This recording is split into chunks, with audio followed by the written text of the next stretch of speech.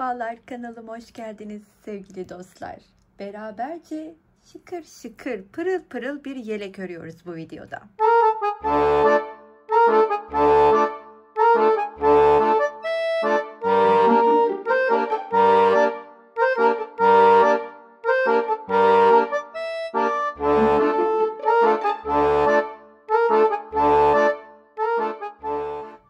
Aslında biraz da kıyafetleri tamamlaması açısından örüyorum. Şık duracağını düşündüm. Umarım sizlerin de hoşuna gider. İpim yine sarma grubundan sevgili Bil Hayal Hobi'den. Sizler de bu ipi oradan ulaşabilir, temin edebilirsiniz. 2 kat olarak sarılmış bir ip. Kendiliğinden 2 kat. İçinde simli buklet ve bir de şöyle göstermek istiyorum size. Çok hafif yapısıyla ince bir ip mevcut. Daha ziyade baharlık ürünlerde kullanabileceğiniz, yazlığa da çok uygun olduğunu söyleyemem.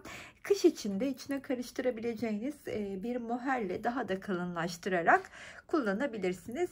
Dediğim gibi daha ziyade baharlık bir ip. Ben de yelekte kullanmayı düşündüm ama etek, bluz gibi birçok projede de kullanılabilir. Gördüğünüz gibi kocaman da bir bobin almıştım. Bununla birlikte bakalım daha neler yapacağız, hangi iplerle karıştırıp kullanacağız. Sizler beklemede kalınız.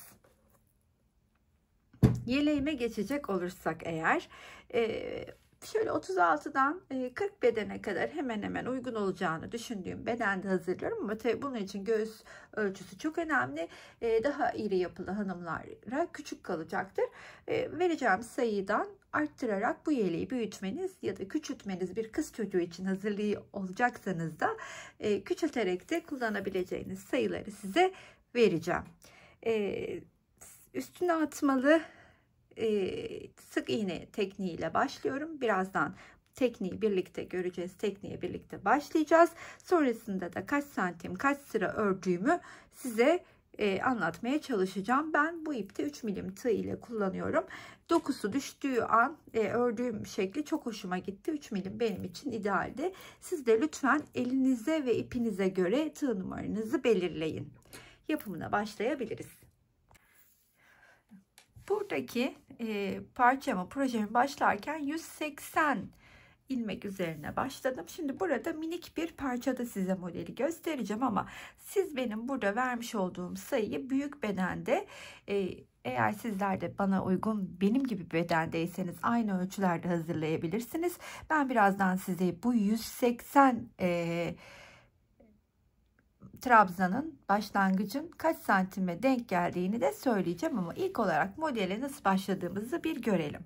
Uzuncana bir parçayı yana ayırıyoruz. Bakın, eğer ben burada yine 180 ilmekle başlayacak olsaydım böyle upuzun bir parçayı bu tarafıma ayıracaktım ama şimdi küçük bir parçada göstereceğim için gerekli olduğu kadarını hemen bırakıyorum ve uzun parçayı bu tarafa bıraktıktan sonra tığımı şöyle alttan batırıp etrafında döndürüp şöyle ilmek çıkartıyorum.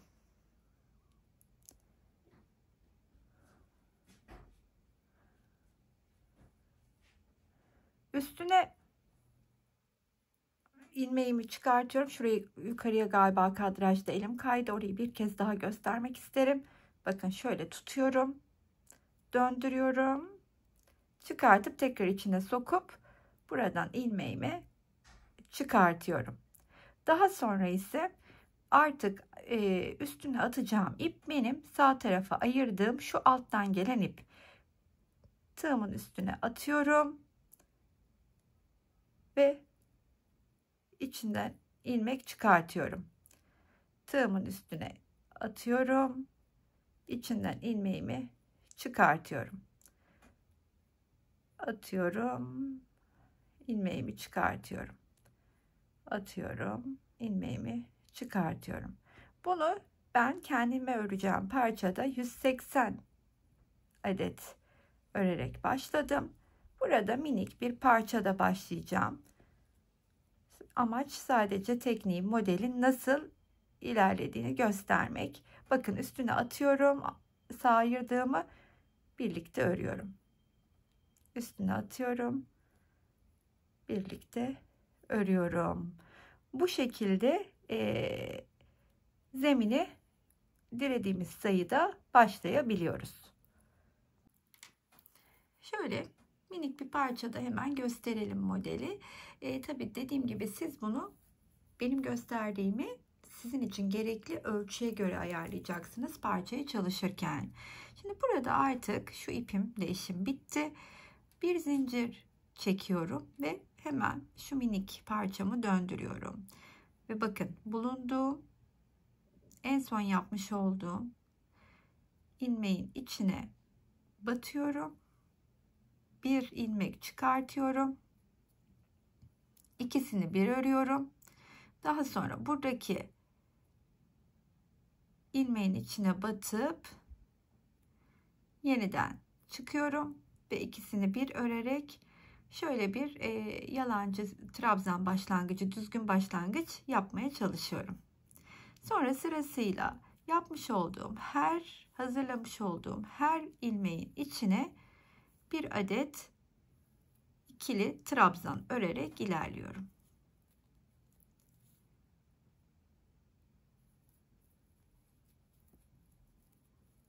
Bakın her birinin içine kaçırmadan sırasıyla bir adet ikili trabzan örerek sonuna kadar tamamlayalım. İlk sıramız bu şekilde oluşuyor.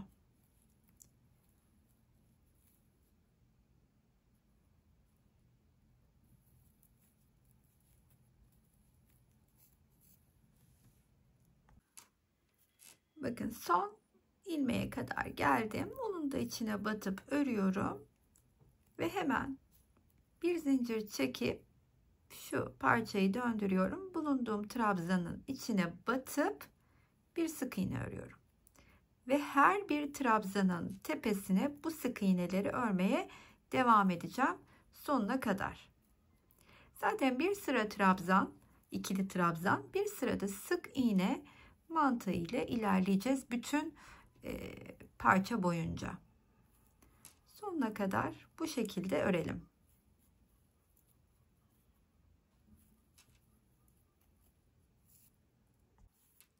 Sonuna doğru yine sık iğnelerimi de örerek ilerledim. Bakın son trabzanın tepesine de batıyorum.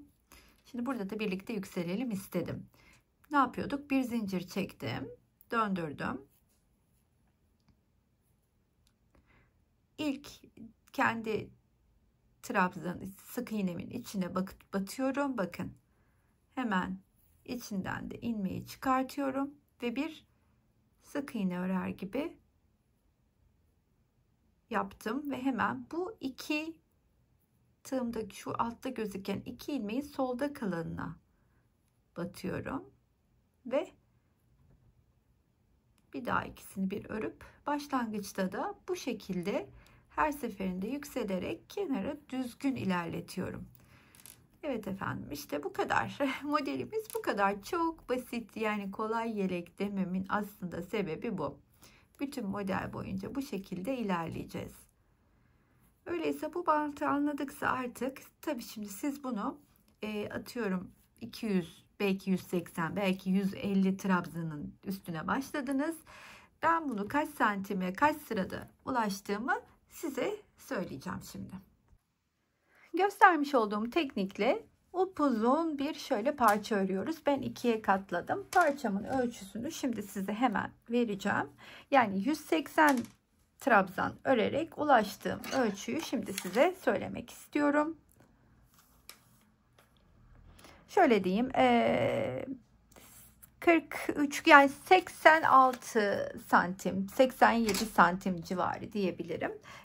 Benim hazırlayacağım ölçü için ideal. Yani 180'in 86-87 santime tekabül ettiğini aklımızda tutalım. Daha sonra bu 180 trabzanı nasıl ayırdım onu göstermek istiyorum. Hemen ön kapak kısmı için 42 tane trabzanımı ayırdım. Daha sonra kol altına minik bir pay bıraktım 5 trabzanla.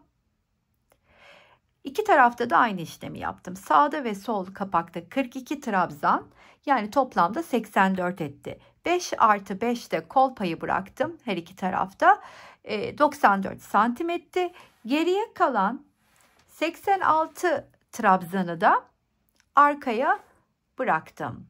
Şimdi bir sıra trabzan, bir sıra biliyorsunuz sık iğne mantığıyla ilerlerken 15 sıra trabzanlarımı tamamladım. Her bir trabzanımın üstünde sık iğne var. Son sırayı da sık iğne ile tamamladım. Bu parçamın uzunluğu ise 21 santim yaptı. Üste doğru ilerlerken öngördüğüm 14 trabzan sırasıyla tamamlamak. Bir 14 sıra daha ördüğümde artık kapakları ve arkayı ayrı ayrı öreceğim. Yeleğimi de tamamlamış olacağım. Ön sırasında hep trabzan, arka sırasında sık iğne örüyorum. Sık iğne ile tamamladım. Şimdi trabzanlarımı önden örmeye başlayacağım. Bunun için de hemen şurada ilmek belirleyici ile ayırdığım yerin yanındaki trabzanın sık iğnenin tepesinden başlayarak modelimizi kuruyoruz. İlk başta başlarken çok özür dilerim. Bir kesme de yapacağım. Yukarıya doğru. İlmeğimi çıkardım. Şimdi hemen kadrajı da yakınlaştıralım. Dediğim gibi bakın ayırdığım yerin yanına battım. Ve bir trabzan örüp örer gibi yapıp tığımda 2 ilmeğimi tuttum. Yine aynı şekilde yanındakine battım. Bir kere çıktım, tığımda tuttum. Bir kez daha aynı işlemi yapıyorum. Ve üçünü bir ördükten sonra trabzanlarımı sık iğnelerin üstüne örmeye devam ediyorum. İlk olarak arkayı örmeye başladık. Çünkü önleri örerken yukarı doğru tamamladığımda artık üstle de birleşiyor olacağız. Şöyle göstereyim hemen yatırıp nasıl ilerlediğini. Şöyle minik bir yelekte kesme yaptık.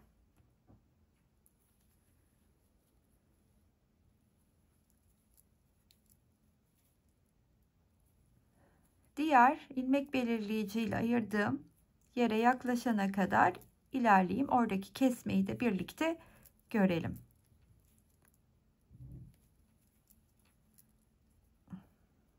İlmek atlamışım.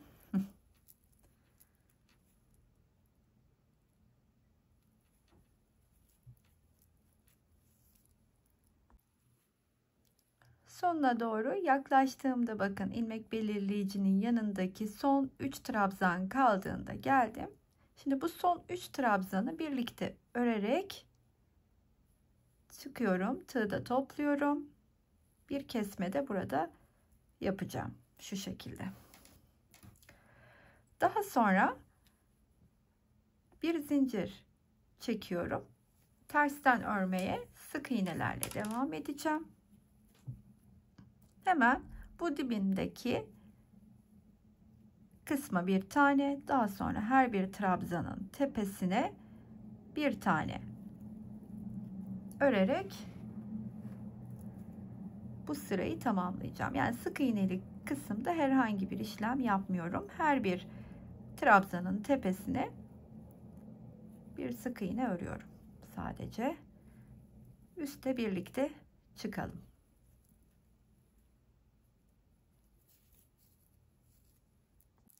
Sık iğne ördüğüm sıranın da sonuna gelirken burayı da birlikte tamamlayalım istedim. Şurada kesme yaptığım yeri de tepesine batıp örüyorum bir sık iğne olarak. Daha sonra bakın bir zincir çekip hemen parçayı döndürüyorum. Ve kendi dibine batıp ilmeğimi çıkartıp bir kere örüyorum. Sonra soldaki ilmeğe batıp bir kere daha örüyorum ve bunu örmeden tığımda tutuyorum 2 ilmeği, çünkü bir kesme daha yapacağız üçlü. Bir yaptım, şimdi ikinciyi yapıyorum, topluyorum tığda, bir kere çıkıp ve bütün ilmekleri birlikte örüyorum. Daha sonra baştaki kesmeyi yaptıktan sonra her bir sık iğnenin üstüne birer ikili trabzanımızı örelim.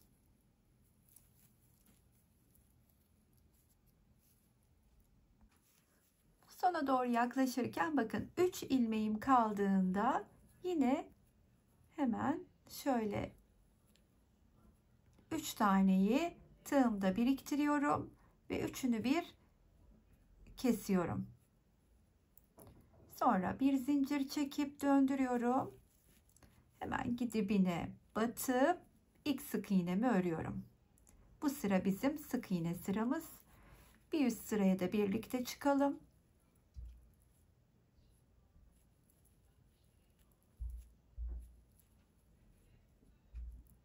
Bu sık iğne sıramızın da sonuna yaklaşıyorum. Birlikte yine tamamlayalım istedim. Sık iğnemin de toparladım. Yerinde tepesine sık iğnemi örüp şimdi hemen trabzanla yine yükseleceğim. Şöyle önce bir zincir çekiyorum. Sonra parçamı döndürüyorum. İlk olarak bulunduğum noktaya batıp ilmeğimi çıkartıp bir kere örüyorum. Sonra soldaki kısma yeniden batıp bir kere daha örüyorum. Ama toplamıyorum tabii ki, çünkü bir kesme daha burada yapacağım. Sadece bu defa 2 tane trabzanımı keseceğim. Daha sonra örmeye devam ediyorum. Yani iki kesme yapıp burada bıraktım artık. Bir üste çıktığımızda da nasıl ilerleyeceğimizi göstereceğim, ama bir üste çıkarken de sona doğru yine sondaki kesmeyi birlikte yapalım. Sona yaklaşırken buradaki kesmeyi de birlikte yapalım istedim. Sona doğru 2 tane ikili trabzanımı birlikte örüyorum. Tığı da tuttum, diğerinde battım ve tığımda üçünü birlikte ördüm. Şimdi bir zincir çekiyorum. Sık iğne sırasına başlıyorum. Bu sırada her bir trabzanın üstüne sık iğnemizi örelim. Bir üst sıramıza da birlikte çıkalım. Sık iğne sıramın yine sonuna geldim. Bir üste çıkıyorum. Bir zincir çekip şöyle parçayı döndürüyorum. Trabzanlı sıraya başlarken hemen ilmeğimi de çıkartıp ikisini bir ördüm. Sonra soldaki ilmeğin içine battım. Tekrar ilmek çıkartıp yine ikisini bir örmeden tığımda tutuyorum. Çünkü kesme yapacağım. Hemen yanındaki sık iğnenin tepesine bir trabzan yapıp 3 ilmeğimi bir örerek burada da bir kesmeyi yaptım. Şimdi sıranın sonuna kadar ilerleyip sondaki kesmeyi de birlikte yapalım. Burada da sona geldiğimde yine kesimi yapıyorum 2 trabzan üzerinde ve bir zincir çekip sık iğne sırama geçiyorum. Döndürdüm. İlk tabii ki dibe batıyorum. Daha sonra da her bir trabzanın tepesine bir üste çıkalım yine birlikte.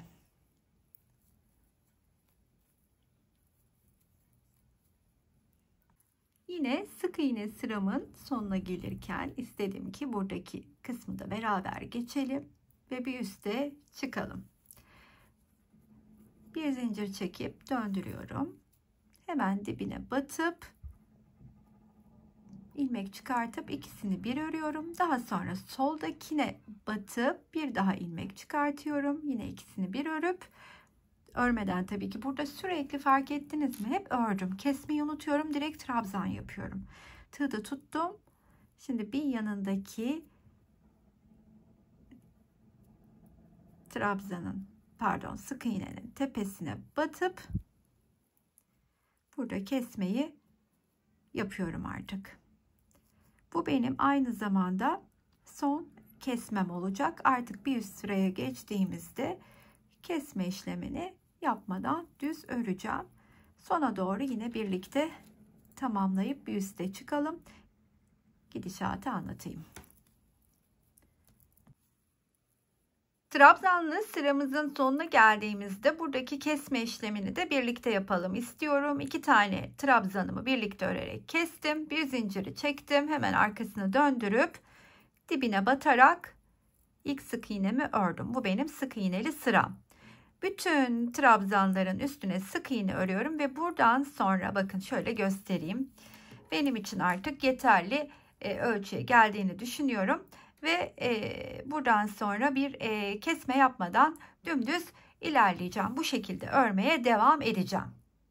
Ama o kısmı bir üste çıkalım. Sayısını da aşağı yukarı vereyim size. Sık iğneli sıramın sonuna geldim. Hemen sık iğnemi ördüm. Bu benim son sık iğnem olmuş oldu. Ve artık dönüşten sonra her bir trabzanın üstüne bir trabzan örerek ilerleyeceğim. Bir zincir çektim, döndürdüm.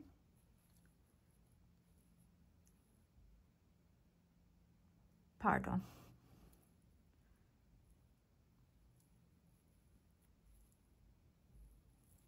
Bu şekilde 14 ya da 15 sıra örmeyi planlıyorum. Artık hiçbir eksiltmem, kesmem, arttırmam bir işlemim olmadığı için modeli gösterdiğim gibi dümdüz ilerleyeceğim. Daha sonrasında birlikte önlere geçelim. Şöyle göstermek istedim. Yeleği keserek arkasını nasıl ovallediğimi. Şimdi son sırasındayım artık. Burayı sizinle birlikte bitirmek istedim ve bu yükseklik 14 sıra benim için yeterli. Daha kolu açmak isteyip burayı yüksek örmek isteyenler ona göre örebilirler. Buradan itibaren bakın 2, 4, 6, 8, 10. Pardon, yanlış yerden sayıyorum. Kaç adet sayı yaptık? Onu bir sayalım. 2, 4, 6, 8, 10, 12, 14 adet ördüm. Ve şuradan itibaren ördüm. Kaç santim olduğunu da size söyleyeyim hemen. 19 santim oldu. 19 santim de benim kol evi açıklığım ve sırt için de gayet yeterli. Bütünde kaç santim oluyor? Aşağıya kadar uzunluğu onu da söyleyeyim. 40 santim, 39-40 santimde uzunluğu olmuş oluyor. Tam istediğim ölçüye getirmiş oldum. Şimdi burayı tamamlayalım. Bakın son sırasında geldim hemen. Sık iğne de bırakıyorum. Bunu da belirtmek istedim. Her bir trabzanımın üstüne burada da sık iğnelerimi örüp sonuncuyu da ördükten sonra şöyle bir de güzelce kitleyip kesiyorum. Ve önlerin örümüne geçebiliriz artık. Şimdi sıra ön tarafları örmekte. Bunun için bir tarafını kol altından bir tarafını kapaktan başlıyor olacağım. Çünkü elimin gelişine göre öreceğim için onun için bir yerde buradaki ve buradaki başlangıçlarım biraz farklı olacak ama her iki tarafı da sizlerle birlikte öreceğim. Bunu da belirtmek isterim. Önünü çevirdim çünkü artık trabzan kısmındayım. Trabzanlı örüme başlıyorum sizlerle beraber. Daha sonrasında yine sık iğne trabzan, sık iğne trabzan mantığıyla yukarı kadar ilerleyeceğiz. İlmeğimi çıkarttım. Şöyle hemen yakınlaştırmak istiyorum. Çünkü şurada bakın yer belirleyicimi takmıştım. Hemen onun yanındaki trabzanın tepesine batıyorum ve kol altından bir kesme yapacağım. İlk birkaç sırada kol altı kesmesi yapacağım. Bunun için her iki tarafta da kol altına geldiğimde yapacağım kesmeleri. Şimdi buradan başladığım için ilk kesme yaparak başlıyorum. 1 bir kere çıktım, tığda tuttum. Yine bir kere çıktım, tığda tuttum. 3 tane trabzana bir kere batıp tığda topluyorum ve üçünü bir örüyorum. Daha sonrasında ise her bir sık iğnenin üstüne bir trabzan örerek kapağın şu kısmına bitene kadar ilerliyorum. Bitişte herhangi bir kesmem yok. Doğrudan yukarı çıkacağız. Pardon, burada içinden çıkartmamışım. Şöyle göstereyim size. Bakın. İlk kesmeyi yaptık. Sonuna geldim. Trabzanlı sıramın. Hemen bir zincir çekip arkasından sık iğneli kısmı örmeye başlıyorum. Bu kısımda herhangi bir atraksiyon yok. Sonuna kadar sık iğne ile ilerleyeyim. Bir üste birlikte çıkalım.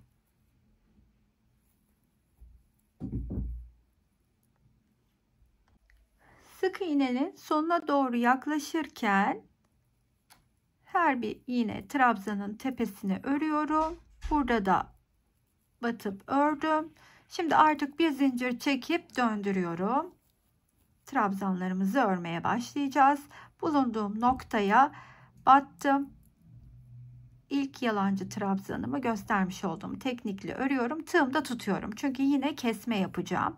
Buradaki kesme işlemimde yine 3 adet trabzanlı olacak. İlkini yapmış oldum. İkincisi tığda topluyorum. Üçüncüsü yine tığda topluyorum.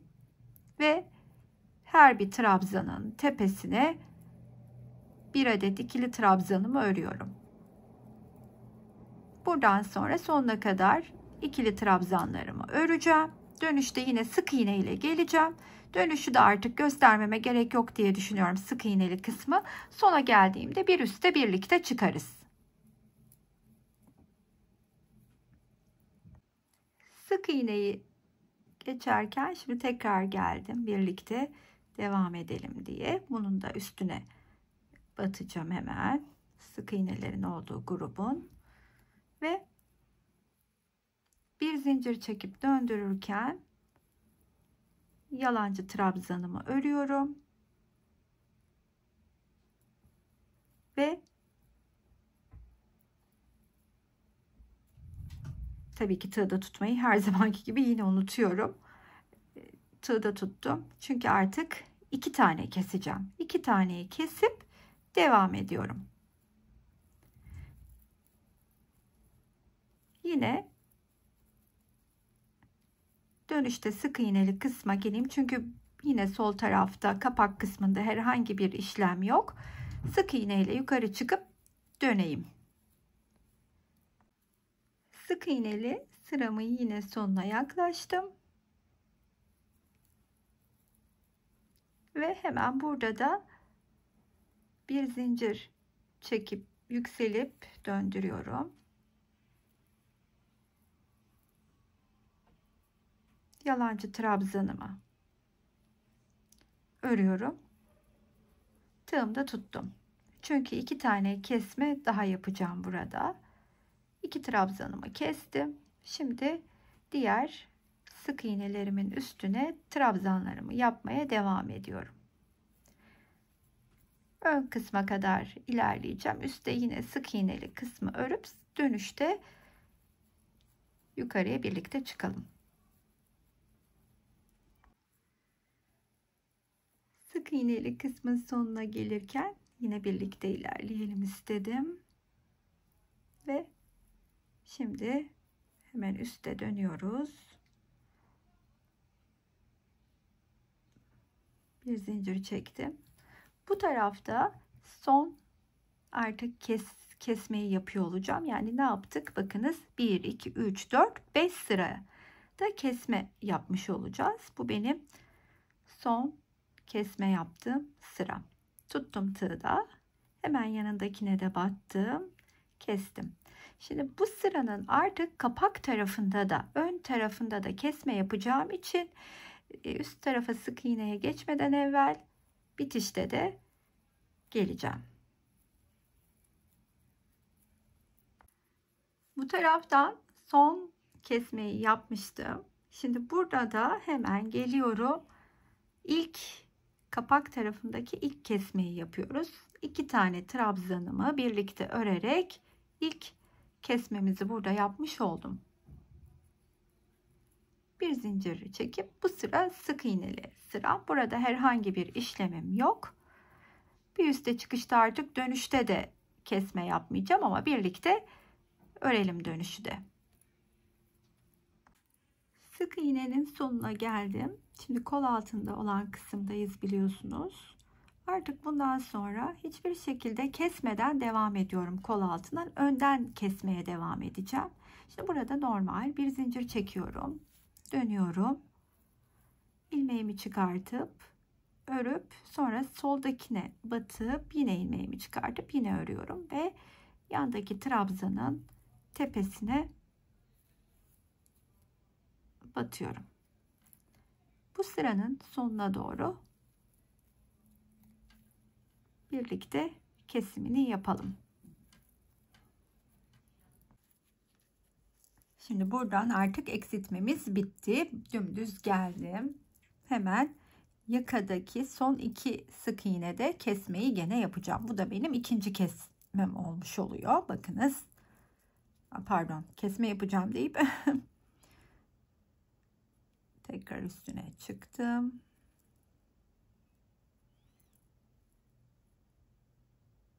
Şöyle göstereyim. Hemen üste çıkıp sık iğneme kendi bir zincir çekip dönüyorum biliyorsunuz. Kendi dibine de batıyorum. Ve sonuna kadar sık iğnemi öreceğim. Artık burada bir işlem olmadığı için sonuna kadar sık iğnemi öreyim. Dönüşte de aynı şekilde trabzanlarla geleyim. Buradaki kesmeyi yine birlikte yapalım. Kaç sıra yapacaksam eğer size hem onu söyleyeceğim. Keseceğim yere kadar da birlikte ilerleyeceğiz. Döndüm. Buradan yine geldim ve burada bakın 3. kesimimi yapıyorum. Hemen bir kere battım, çıktım. Diğer sık iğnemin tepesine de battım, çıktım ve ikisini kestim. Daha sonra bir zincir çekiyorum. Yine sık iğnelerle dönüyorum. Dönüşte yine yaka kısmında eksiltmeyi, kesmeyi yapacağım. Yaka kısmına kadar önce buradaki sık iğneleri tamamlayayım. Bir üste çıkıp trabzanlara başlayıp bitişine geliyorum. Yine dönüşe geldim. Yine burada kesmeyi yapıyorum. Artık bunları çok detaylı göstermiyorum. Çünkü mantığını anladığımızı düşünüyorum. Başladığımızdan beri çünkü gösterdiğim için. Bir de batabilirsem şahane olacak.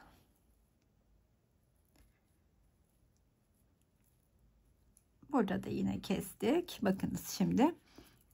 1, 2, 3, 4 sıradır kesim yapıyorum. Yine devam edeceğim kesmeye. Şöyle de göstereyim aynı zamanda yerine yerleştirip. Tahminim bir sıra daha kestikten sonra artık düz ilerlerim ve omuzla birleşirim diye öngörüyorum. Öyleyse şimdi hemen dönüyorum. Tekrardan kesim kısmına gelene kadar bir zincir çekip dönüp burada ne yapıyorduk? Hemen dibine batıyordum. Her bir trabzanın üstüne sık iğnemi örüyorum. Dönüşte tekrar geliyorum trabzanlı kısımda.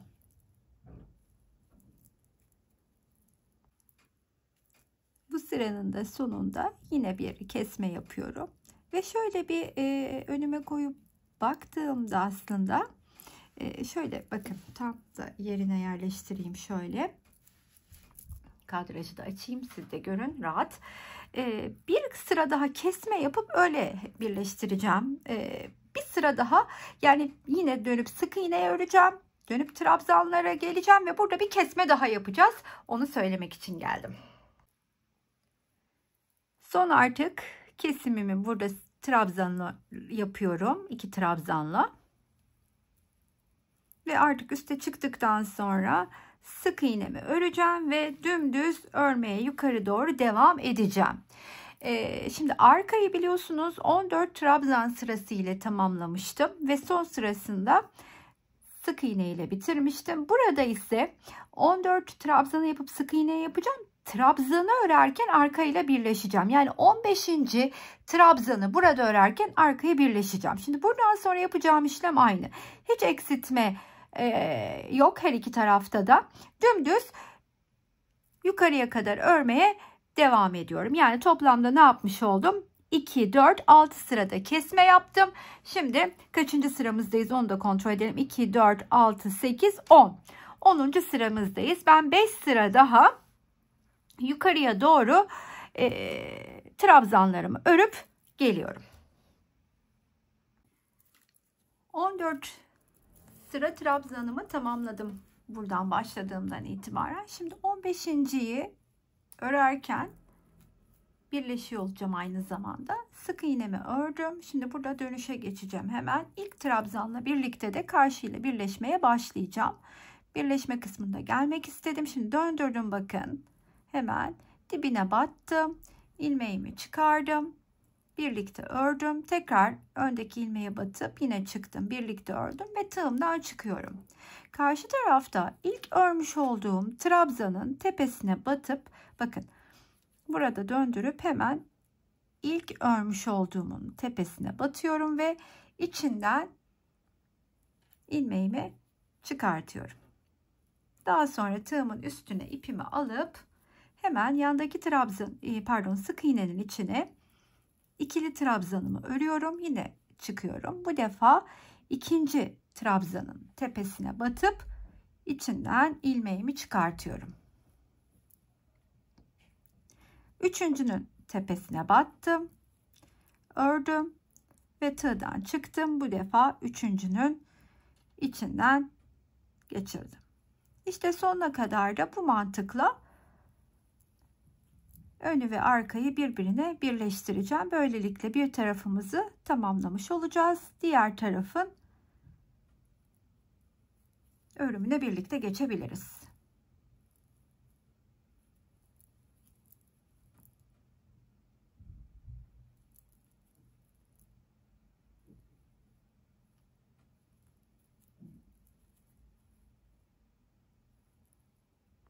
Böylelikle bir tarafını tamamlamış olduk. Tam da istediğim gibi içime sindi diyebilirim. Şimdi diğer tarafı öreceğiz beraberce.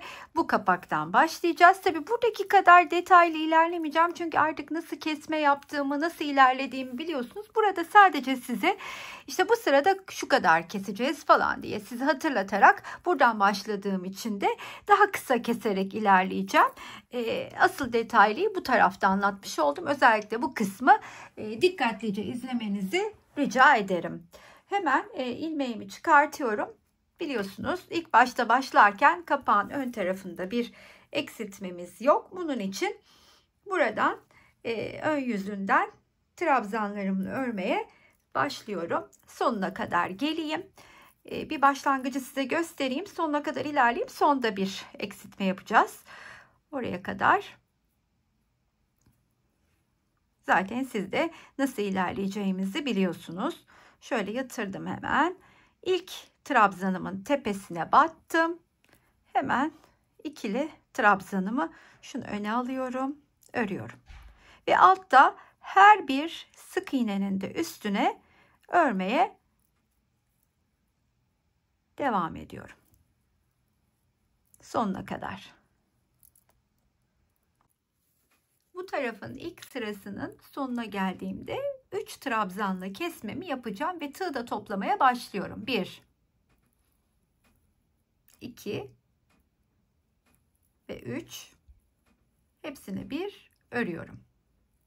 Bir zincir çekip döndüreceğim ve hemen ilk olarak dibine batıp bir sık iğne, daha sonra trabzanların tepesine sık iğne. Şimdi burada size artık sıra sıra göstermek yerine, çünkü yapacağım işlemi bu taraftan bildiğiniz için anlatacağım sadece. Sık iğneyi geçeceğim. Buradan dönüp geleceğim ve bir üçlü kesim daha yapacağım. Yani 2 sıra üçlü kesim yapıyorum. 2 sıra üçlü kesimi yapıp geliyorum. 2 sırada üçerli kesimi yaptım. Şimdi 3. sıraya döndüm geldim. Burası ön kapak biliyorsunuz. Döndüm geldim. Şimdi burada artık 2 kere keseceğim. Sonra sık iğne ile gideceğim. Üste döneceğim. Yine 2 kere keseceğim. Burada 3. sıraya geldiğimde, yani 2 kere kestiğimin 3. sırasına geldiğimde, ama toplamda 5. sıraya geldiğimde artık hem ön kapaktan hem kol altından kesiyor olacağım. Şimdi üçlü kesimleri bitirdim. ikili kesimlere başladım. Nasıl yapıyoruz hemen birlikte yine görelim. Şimdi buradaki sık iğnemi tutuyorum. Buradaki sık iğnemin de tepesine batıp tutuyorum ve hepsini bir örerek ikili kesime başladım. Yani 3. sıradayım. Toplam 15 sıramız var biliyorsunuz. Bir zincir çekip döndürdüm. Hemen dibine batarak başlıyorum. Burası benim sık iğne sıram. Dönüşte tekrar geleceğim. Sadece kol altında 2 kere keseceğim. Ama bir üst sıraya çıktığımda birlikte devam edeceğiz. Önüme şöyle yatırıp tekrardan geldim. Şimdi kaçıncı sıradayım? Bakın 1, 2, 3, 4. İlk 2 sırada 3 kere kestim. Üstteki 2 sırada 2 kere kestim. Şimdi bu sıraya geçerken artık 5. sıraya hem buradan kesmeye hem buradan kesmeye başlayacağım. Birlikte başlayalım istedim. Şimdi ben arka sık iğnedeydim. Burada bir zincir çekip dönüyorum hemen.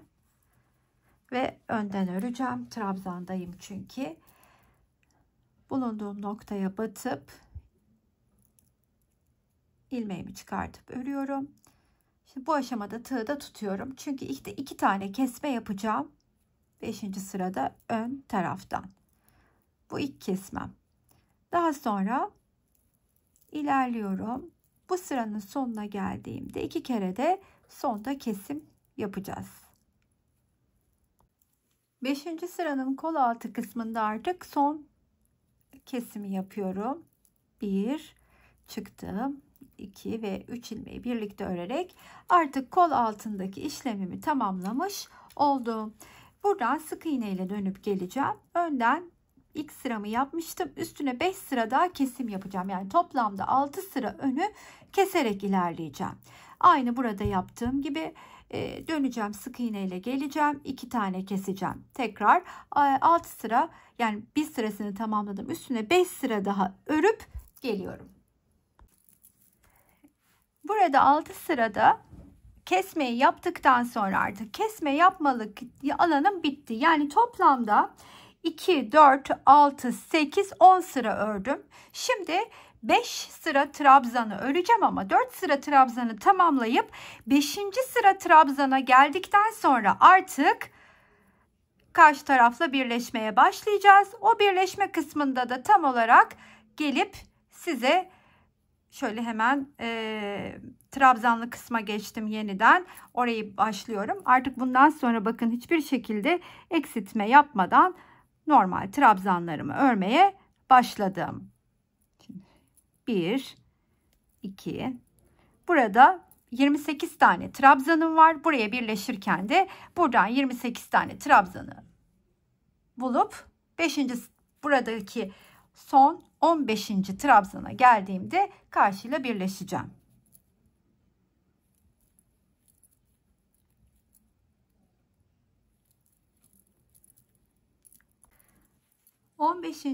Trabzan sırasına geldiğimde şimdi bakın hemen karşı taraftan arkadan 28, son sıramda 28 tane trabzan olduğu için 28 tane sık iğneyi saydım. 28.'ye gelip burada ilmek belirleyicimi taktım. Burada da ilk trabzanımı dönüp ördüm ve burada ilk takmış olduğum trabzanın içinden ilmeğimi çıkartıyorum. Aynı diğer tarafta yapmış olduğum birleştirme tekniğini kullanarak burada da birleşmeye başlıyorum. Tığın üstüne ipimi aldım. İkinci sık iğnenin üstüne ikili trabzanımı örerken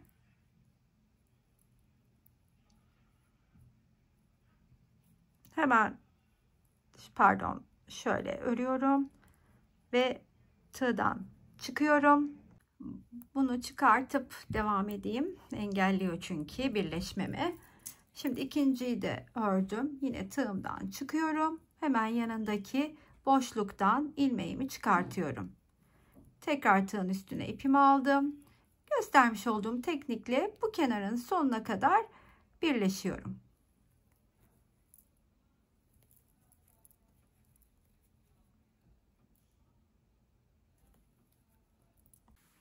Yeleğimi tamamladım. Şimdi etrafını örmeye geldi sıra. Etrafına böyle fıstıklar geçmek istiyorum. Şöyle hemen kol altına gelen kısmı çevirip önüme alıyorum. Ve oradan örmeye başlayacağım belli aralıklarla fıstıklarımı. Hemen ilmeğimi çıkartayım. Nasıl yapacağımı sizlere göstermeye çalışayım. Şimdi ilk olarak ilmeğimi çıkarttıktan sonra biraz da kadrajı da yakınlaştıralım. Şöyle ortalama bir noktadan batıyorum. Şöyle iki trabzanın arasına batıp bir sık iğne örüyorum. Daha sonra yükseliyorum. Tığımın üstüne ipimi alıyorum. Battığım sık iğnenin dibine gelip yeniden batıp çıkıyorum. Yükseliyorum. Tığımın üstüne ip alıyorum. Yine aynı noktaya batıp yükseliyorum ve hepsini bir örüp burada bir de kilitledikten sonra yatırıyorum. Bakın yatırdığımda denk geldiği noktaya şöyle batıp bir sık iğne örüyorum. Yeniden yükseliyorum. Tığın üstüne ip alıyorum. Dibime batıyorum hemen.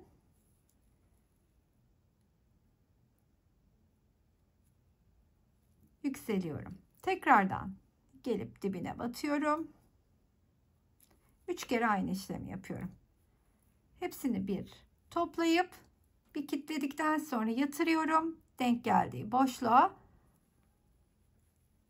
şu şekilde bakın. Bütün etrafını dolaşacağım. Hiçbir farklı işlemim yok. Bütün etrafında yapacağım işlem bu olacak. Yükseldim.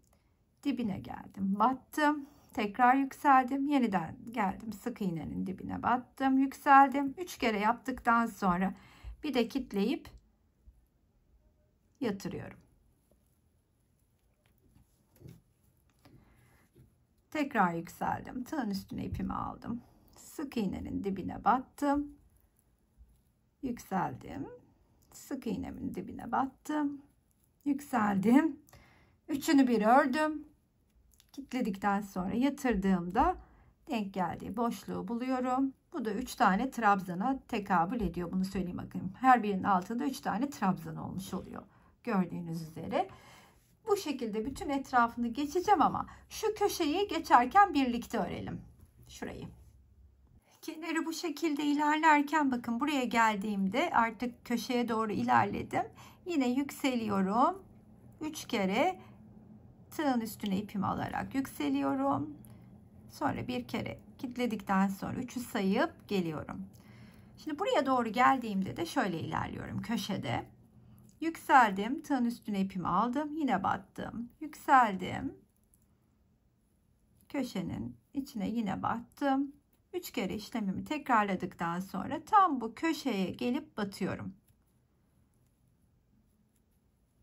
Sonra burada tekrar yükseliyorum. Tığın üstüne ipimi alıyorum. Yine dibine batıyorum. Yine yükseliyorum. Üçüncüye de yükseldikten sonra kilitledikten sonra burada yine hemen uzaklaşmadan dibime gelip batıyorum. Köşedeki geçişi bu şekilde yaptım. Şimdi burada ise fıstığımı hazırlayıp 2 3 topladım. Bir de kilitledikten sonra artık burada da belli aralıklarla yatırdığımda denk geldiği noktaya batacağım. Hep yatırıp denk geldiği noktaya bakacağım. Şimdi bakın yükseldim.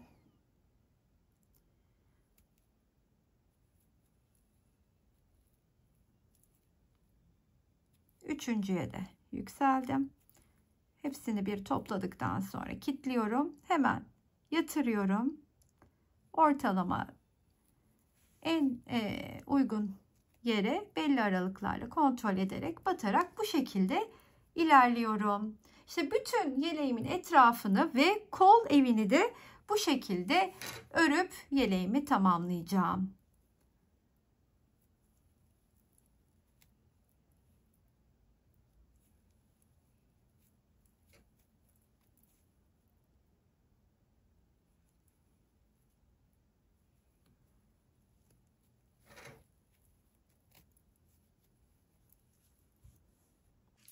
En sevdiğim kısım, finale geldim. 36'dan 38'e kadar 40 demiştim başta ama 40 için 180 ile başlamak iyi fikir değil bence. Çünkü üstte çok dar duracaktır. Atıyorum 185-186 ile başlamak mantıklı gibi gözüküyor. Tabi eğer benim 180 trabzanımla aynı santime ulaşıyorsanız ve aynı iple örüyorsak. Aksi takdirde ilk başlarken aşağıdan başladığımız yerden en geniş yerinize tutarak sürekli ördükçe üstünüze deneyip ilerlemenizi tavsiye ederim. Çıtı pıtı tam istediğim gibi bir parça elde etmiş oldum. Çok da hoşuma gitti. Toplamda sadece 120 gram ip kullandım. Hafif, üstümde yok gibi ama aynı zamanda sırtımı da ısıtacak bir minnoş yeleğim oldu. Ben çok sevdim. Umarım sizler de sevmişsinizdir. Sevdiğinizde her zaman olduğu gibi bir kalbinizi rica ediyorum. Yorum ve beğenilerinizi bekliyor olacağım. Abone olmayı unutmazsanız beni mutlu edersiniz. Buraya kadar izleyen herkese çok ama çok teşekkür ediyorum. Sıradaki videolarda buluşmak üzere. Hoşça kalın arkadaşlar.